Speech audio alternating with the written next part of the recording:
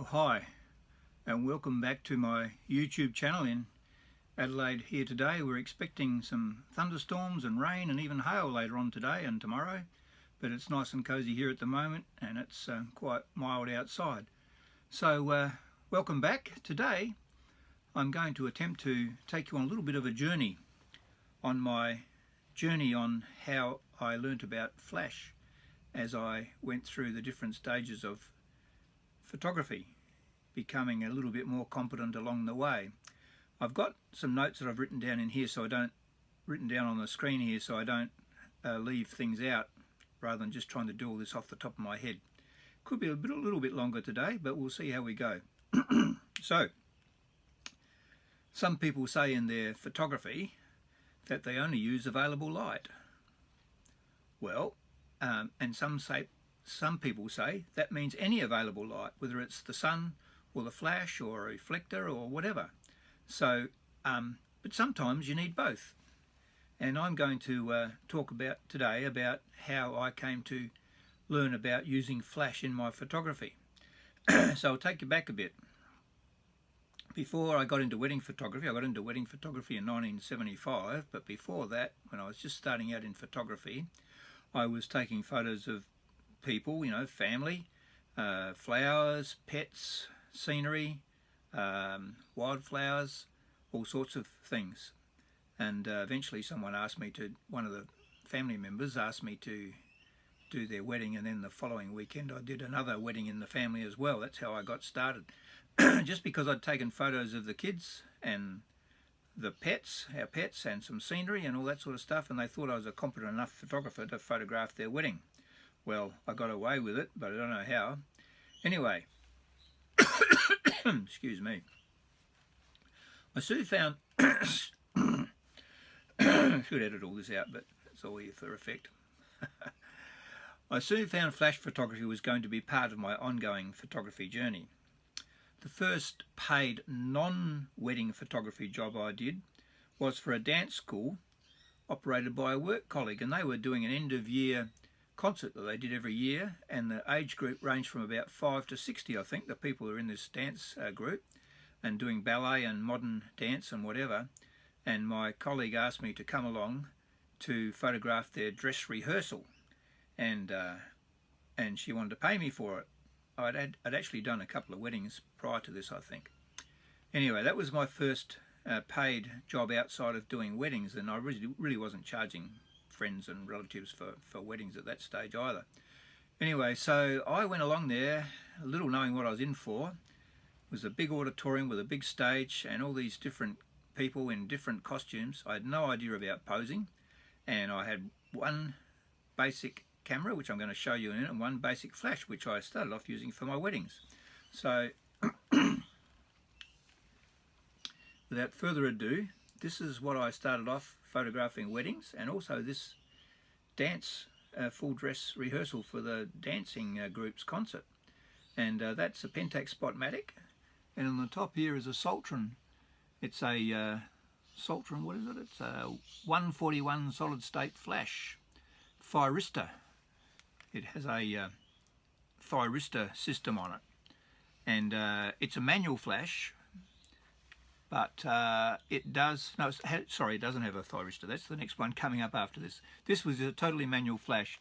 You had dials on the front here, which told you how far you could throw the flash depending on the distance and depending on your aperture, and that's all you had to work out anything. So when I was doing weddings and using this, each shot I took, it had to fully recycle the whole flash up again. It didn't shut down quickly, but it had to recycle and took quite a few seconds to charge up again, depending on how good the batteries were. And basically I used to focus with this, set the flash on, and a lot of the time I was using f8, so I could get as many bits and pieces in focus as I could, and using the flash like that. Amazingly, I got away with that on this dance full dress rehearsal at this dance school, and I've still got all the negatives, and some of them didn't come out too bad. I had no idea about posing, so my friend who did, she posed them all up before I took the photos. But it was a long night and hard work. So this is what I started off doing weddings with. I had a a flimsy tripod. I didn't have a wide angle lens. The only zoom I had was my feet. I'd walk in and out to change the angle. And that was it. That was my wedding kit. And I had started to observe other photographers at this time, watching what they were doing. And I puzzled over school photographers who used flash in the daylight. I thought, what on earth is all that about? Why are they using flash when it's perfectly broad, nice light out there? And that was the beginning of my learning about fill flash, my fill flash journey and doing weddings. I didn't understand flash sync speed, which on this camera here is a 60th of a second, but I soon learned the hard way what flash sync speed was all about. I did a wedding once, and I got some horrible blackouts on some of the images I used on flash indoors because I didn't have the right shutter speed. I had it set at more than a 60th of a second, and you get these black marks across.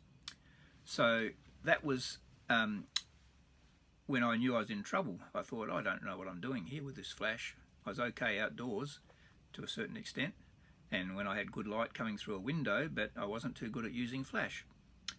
I had a book by Rocky Gunn given to me at that time, around about that time, a little bit later when I'd started doing a few weddings, and he was a famous American photographer, and I've still got the book here somewhere, and he had a quite complicated method of measuring distance of the flash, how far the flash went and how far you're away from the subject, and whether you used a zoom or whatever to try and work out some fill flash, because the idea with fill flash is you have to have a ratio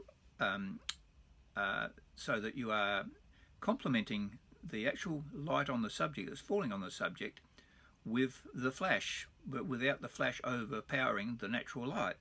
That's what fill flash is to a certain degree. Now this was in the days before automatic thyristor flash, which I'll come to in a minute. Round about back then I was particularly challenged when I was trying to find a lab to print my work, and I found this local lab. I only used them once, but anyway, what the lab owner said to me when he handed over the wedding prints to me was life-changing for me in many sense. He said, you didn't use any fill flash on these shots, but you got away with it. I thought, what on earth is he talking about? But he could tell I hadn't been using any flash in daylight. Now, of course, when you use fill flash and cameras, you can get, on the modern flashes, you can also get flash sync at just about any speed. But I didn't know about what fill flash was like. I'll come back maybe to the flash sync speed afterwards if I can remember. So I determined to learn what I could about fill flash and flash ratios. I read a lot. There were no YouTube videos back then. I looked at a lot of magazines. And one of the magazines, I used to get some English magazines as well as Australian ones. So one was called Photo Answers. I don't know whether it's still going or not, but it had a lot of good stuff in it. And with one of my Photo Answers magazines one day, along came a very useful tool as a freebie with the magazine. And I'll show it to you. It's this. Photo Answers, a guide to calculating depth of field and fill-in flash ratios. Now, the one that was most applicable and is still applicable is this one here on the back. See this one just up the top there? That's for advanced auto flash guns. And the idea is that you work out what your aperture is that you're using for the overall scene using the meter in your camera, which in this case I've set that at f5.6. And then if you look down, you see down the right hand side there's the different ratios, the fill flash ratios, and the idea is you don't have 1:1 because that's the same exposure for the ordinary light and the flash light. So you want to reduce the flash a little bit to get proper fill flash. The reason you use fill flash is because, I'll come back to this in a minute, the reason you use fill flash outdoors in particular and indoors is that you, when the light's coming down from above, the sun or a very cloudy day, you're getting shadows under your eyes. Not sure you can see any shadows under my eyes there. The light in here is not too bad. But the idea of using fill flash is to lift that face, lift the shadows from the face of the people in particular. It's more to do with people photography than anything else, fill flash. So anyway, where did I go from there? Sorry, I'm coming back to this. So if, for instance, on here, if I've got this set at f5.6, if I want to have a ratio of the of say 1 to 2, I set my flash gun to f4 to give out f4, and I can also change the ISO speed to do on the flash to do something different as well. So if you just have a close look at that and see if you can, I'll just hold that there for a minute. If you're on your computer, you might want to do a screen dump of that, give you some idea of what flash ratio is about. So that was very useful. I mean, it's got other things here for manual flash guns with a guide number of 30 using ISO 200 film, for manual flash guns with a guide number of 20 using ISO 200 film. And then over on the back, it's got all sorts of other calculations you can make. But basically the one that is the most useful is that one there. So that was very useful. I suppose I could photograph all the different settings on that and put it on my computer. I don't know who owns the copyright to that little wheel. You might still be able to get them somewhere. Anyway, the next thing along, this was my original outfit, and I did quite a few weddings with this camera, and I had a backup SP500 I think to do with that. But then I discovered I got what I mentioned before, a dedicated thyristor flash came next, and that's this one here. It's an Achiever 632 LCD dedicated thyristor flash. There you go. I've got this set up on my Pentax KX at the moment, because you can actually use these old flashes through your digital camera. Although I did a post on my blog and I mentioned it on F-stoppers at one stage, and some people jumped down my throat and said, "You like to blow your camera up." Well, I haven't had that experience, but don't take me for a word on that. I mean, if you blow your camera up using one of these old flashes, I'm not taking responsibility for it. But I couldn't work out why, although one of the Metz flashes that I bought around about the time I got this, I found it eventually, I got rid of it, or I think I dropped it in a swimming pool actually when I was doing a shoot, and but I got another version of that a little while back, and the problem was when I turned it on, put the batteries in it and turned it on and tried to fire it, it blew, the flash went bang, you know, and so maybe there are some flashes that are a bit dangerous to use. So anyway, this little flash here, show you on the back. I'm just going to turn it on and see. You can see when the red light will come on, it'll show you. You might be able to see on the screen here on the back. Can you see those settings there?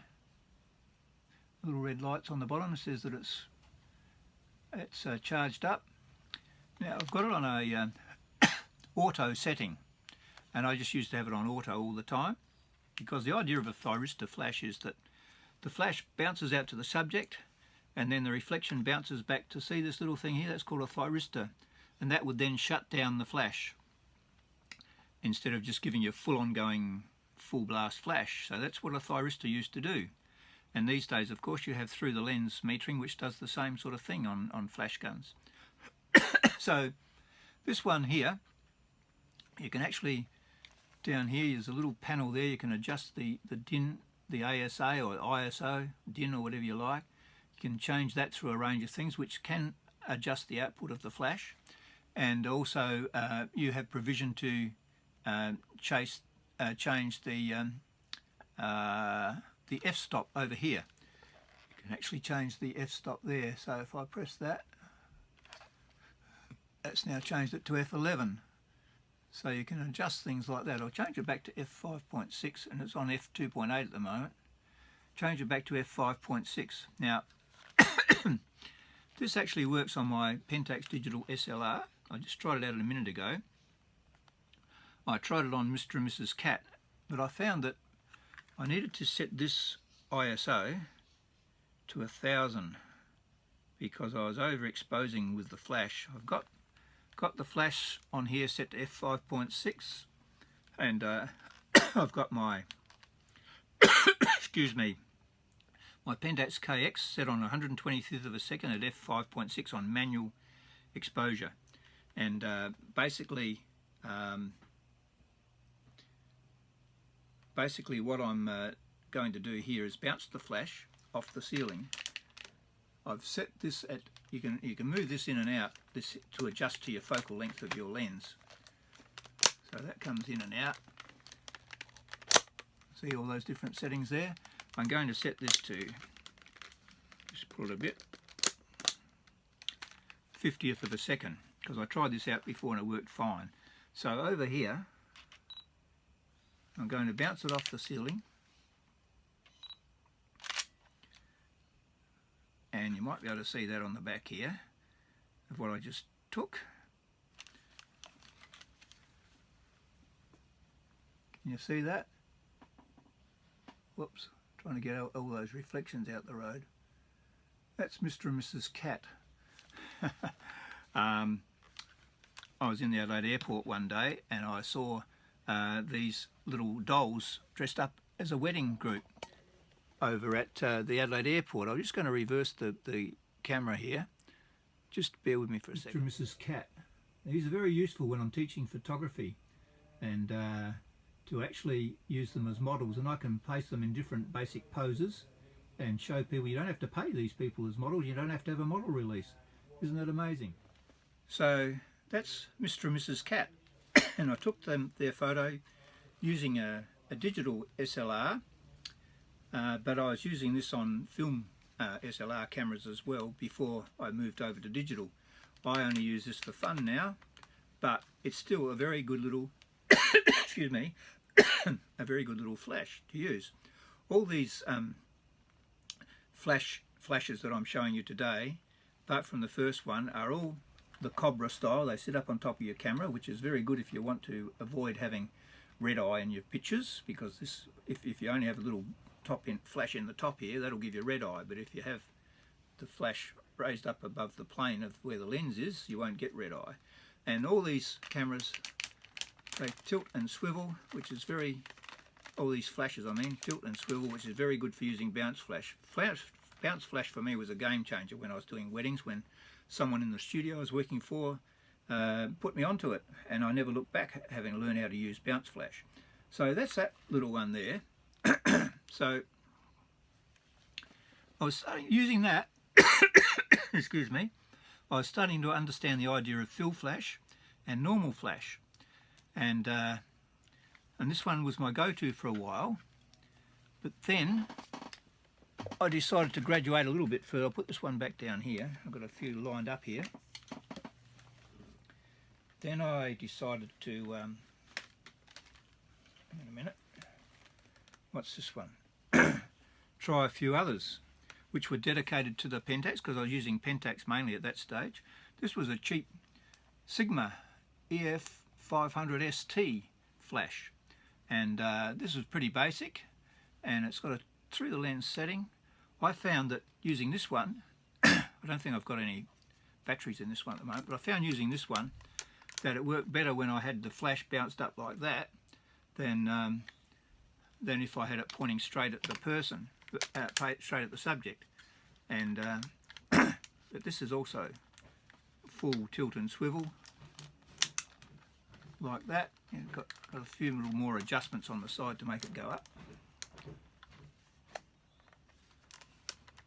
So that was that one, and that one I used to use this as my backup flash, but then I bought a another one which was this one here, which was a bit more sophisticated. This is a Metz 54 MZ3, and this was dedicated to my Pentax, and this one also has got the full tilt and swivel and all that sort of stuff, and it's got lots of controls on the back. I found and it's got through the lens metering. I haven't got a battery in that one either at the moment. It's got through the lens metering, but I found using this on auto was the best way to use it.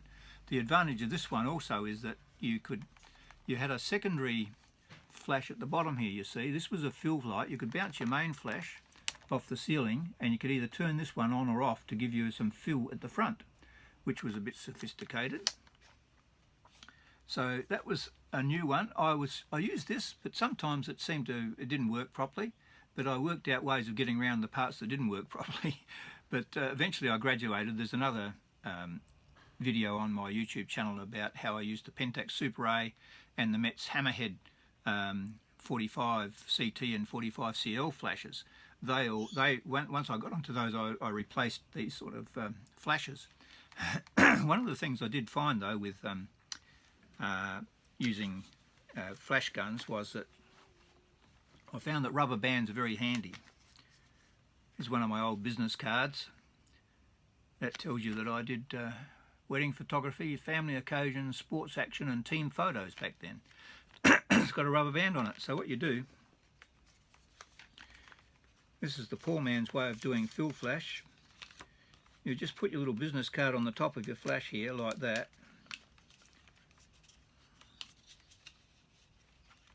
I think that's sitting there. That's good enough anyway.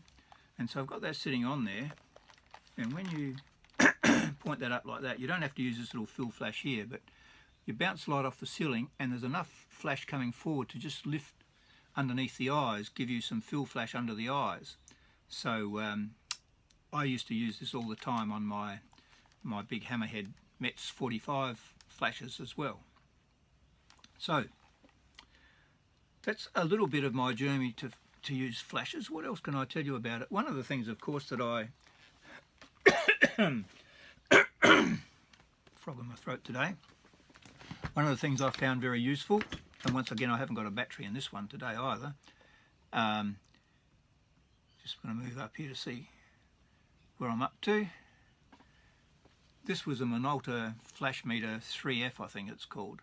And this, not only could you measure the ambient light falling on the subject, we've also got an attachment where you can measure reflected light that attaches onto the top of this as well. But you could actually set this down the bottom here. It's got a setting here for flash. I'll put that across, and then you turn it on. I haven't got a battery in here that's working at the moment. Turn it on, and then you would do a test flash. So I'd give this to the bride or a bridesmaid, tell them to stand over there where they're going to be, and I'd tell them to press the little button in on the side and let it go, and then I'd fire the flash, and then it would give me the reading and tell me what the f-stop was required on here, because the flash would be coming from the ceiling down to here, you see. But this was measuring the flash, the actual flash output, which was very useful. I used to use that to double check what I was doing, because back in the days of film, of course, you didn't have the benefit of being able to see what was on your screen. So you had to rely on your measurements, rely on what the camera was telling you and what your own brain was telling you, and also what a flash meter was telling you to get it right. So that was another little thing. What else can I tell you? I'm going to put some links to a couple of articles I've written on my blog many years ago about fill flash and also using that very flash that I was talking about on the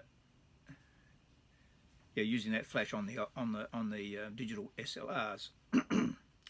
Of any other flashes I've in my collection, all sorts. I've got this one here, which is, my son gave me this one, which I haven't really mastered how to use it. I've got a couple of Nikon digital SLRs that I think I've spoken about on this channel, but this is a Photo Fotix Mitros. It's a massive on-camera flash, and it's beautifully made, and it's got everything, all the bells and whistles, but I haven't really mastered how to use that properly yet. I have to get someone to show me one day, but I can use that on my Nikon cameras. I found also that, similarly to what using these old flashes on your Pentax digital SLR, that some of the old Nikon flashes that were designed for film cameras also work fine on the digital SLRs as well. So, where are we up to now? I'm sure many of my contemporary photographers of my age group have had a similar journey in using flash. Did I say that? Yeah, I will be putting up some links to a couple of posts I did on all this stuff on fill flash and using those old cameras. My go-to flash these days, because I'm using a lot of the time I'm shooting with my Canon 600D and 700D, and this is the basic. It's a Canon Speedlight 430X EX, and I find that this is adequate for most of the things that I want to do. And it's got full bounce and swivel and tilt and all that sort of jazz. And it's also got, instead of putting a rubber band on it, if you do this, it's got a little bit that pulls out there at the front, and that, if you're pointing up to the ceiling, that's doing the same thing as my business card was doing, flicking some flash forward there as well. So that's very useful. Has this got anything in it? It has. I might just do another shot over here of Mr. and Mrs. Cat. Whoa, that didn't sound right. No, that bombed it all out, that did. Let me just put it on P, put it on program.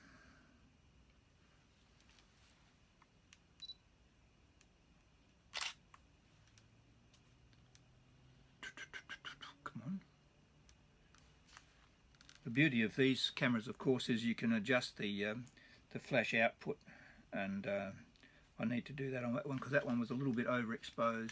Maybe if I paint it up a bit, point it up a bit higher.